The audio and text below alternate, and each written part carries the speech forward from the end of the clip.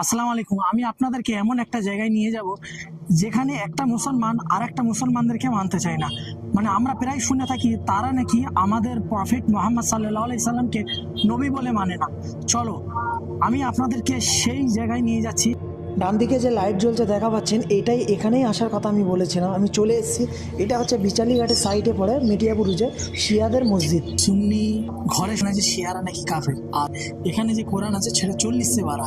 আর আমাদের যে মোহাম্মদ সাল্লাল্লাহু আলাইহি সাল্লামকে নাকি তারা নবী হিসাবে মানে না, আলীকে আল্লাহ বা আলীকে নবী বলে। চলো আমি আজকের আপনাদেরকে কোরআন মাজিদ কোরআনটা দেখতে হবে। আমি আপনাদেরকে পরিষ্কার করে দেখাবো যে অ্যাকচুয়ালি কোরআনটি আসলে কি 40 বারা না 30 বারা। চলুন দেখেন। এই দেখেন, এটা আমাদের এখানে ইমাম সাহেব দেখাবে যেটা কোরআন, এটা দেখাচ্ছে। এটা দেখুন, এটা হচ্ছে সূরা ফাতিহা। ফাতে আলহামদুলিল্লাহ। মানে প্রথমে যেটা চালু হয় সেটা দেখাবেন, ঠিক আছে। এবারে শেষের দিকে একটু দেখুন যে শেষের যে সূরাটা আছে সেটাও দেখুন, দেখাবে কি নেই। নাস সূরা দেখছেন? লাস্ট এখানে দেখুন, কুল আউযু বিরাব্বিন নাস। কুল আউযু বিরাব্বিন নাস।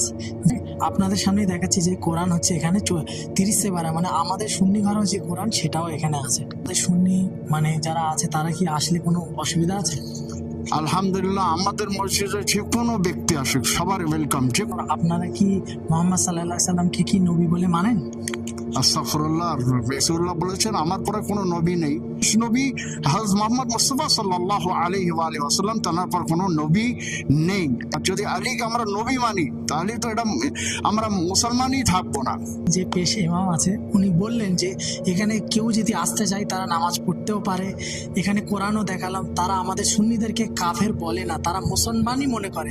আর এখানে যেই মিসকনসেপশনগুলো আমাদের সুন্নিদের মধ্যে আছে যে আমরা মনে করতাম যে শিয়ারা কাফের, ওখানে কোরআন নাকি 40 বারা, মোহাম্মদ সাল্লাল্লাহু আলাইহি সাল্লামকে শেষ নবী বলে মানে না, এগুলো সবই মিথ্যা কথা। অ্যাকচুয়ালি আপনারা শিয়া মসজিদেই পেশ ইমামকেই জিজ্ঞাসা করলাম, সবই আপনাদের এর মধ্যে যে মিসকনসেপশনগুলো ছিল সেটাকে ক্লিয়ার করে দিয়েছে। আলহামদুলিল্লাহ। আলহামদুলিল্লাহ।